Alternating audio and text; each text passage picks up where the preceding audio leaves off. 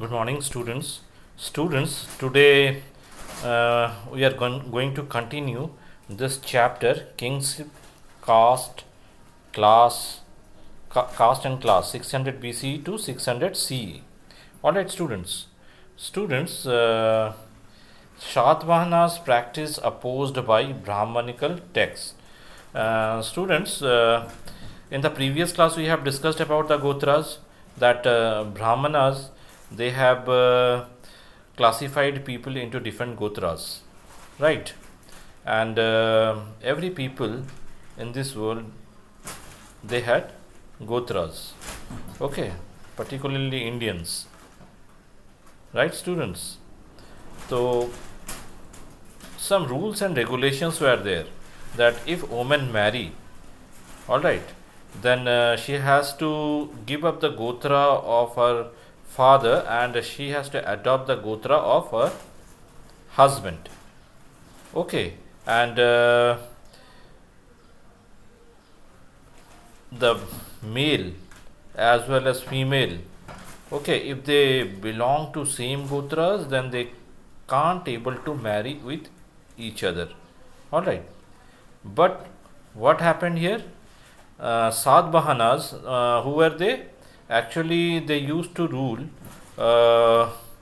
over central India. Okay, Pratisthana was their capital. So Satvahanas queens, they opposed these Brahmanical practices. Okay, right. Look at here. Satvahana queens had their father's Gotra even after the marriage. Alright.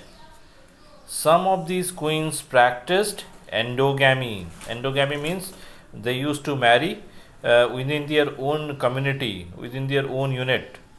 Alright. Satvahanas also had marriage relations with Shakas, who were considered as outcasts. That means they also practice exogamy. Right. Now, our next topic is here. Were mothers important in early societies? In the story of Mahabharata, we have seen that several times Gandhari advised to Duryodhan.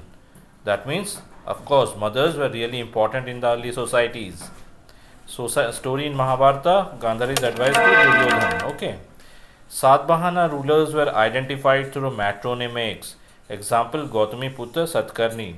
That means in Satvahana also they had such norms that if the not if जो भी king होता था, okay, along with the name of the king, okay, mother's name will be attached, right?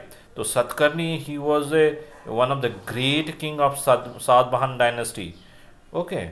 So we used to call him as a Gautami Putra Satkarni. That means his mother's name was Gautami. Okay, student. I think you got it. Why we have given this example here? Just to show that during that time in early societies, mothers' importance were there. Okay, students. Just see here. Brihadar Nayaka Upanishad contained list of teachers and students by matronymics. Alright, matronymics means by the name of their mother. Alright, along with their name, okay, their mother name is also attached. That is called matronymics. So, in the case of Sadvahanas, succession to the throne was patrilineal. But in Satvahana, they were following the descendant policy of patrilineal. Patrilineal means whoever the elder son, okay, he will be the next king. Alright, let us see here, students, social differences within and beyond the framework of caste, the right occupation. Who had written these Dharma Sutras and Dharma Shastras? Brahmanas, and in that they divided the society into 4 varnas. What are they? Brahmanas, Kshatriyas, Vaishyas and Shudras. What was the duty of the Brahmanas? Brahmanas were supposed to study and teach the Vedas, perform sacrifices and get sacrifices performed, and give and receive gifts. That means they used to study Vedas as well as teach Vedas. Okay, and do the religious duties. Okay, what is the function of Kshatriyas? Kshatriyas were to engage in warfare, protect people, and administer justice, study the Vedas, get sacrifices performed, and make gifts. That means that what is their duty? Their duty is to protect his territory from the enemy. All right, protect people, give justice, study Vedas, and do their duties. All right, other duties. Now, Vaishyas were expected to engage in agriculture, pastoralism, as well as in trade. Okay, students. Now Shudras. All right. Students, just see here, Shudras. Shudras are assigned only one occupation, that of serving the higher Varnas. That means Shudras will give duty, provide their service to whom? To the higher Varnas. Okay. Now next topic is the Brahmanas evolved many strategies for enforcing right occupation norms. They asserted that the Varna order was of divine origin.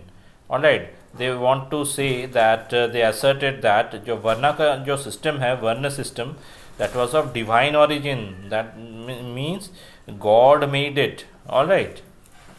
They advised kings to ensure that these norms were followed within their kingdom. Whatever norms they had made, okay, it is the duty of the king that they should observe it. All right, they should follow it in their kingdoms. They attempted to persuade people that their status was determined by birth. Okay, that means they persuade the people that their status was determined not by merit but by birth.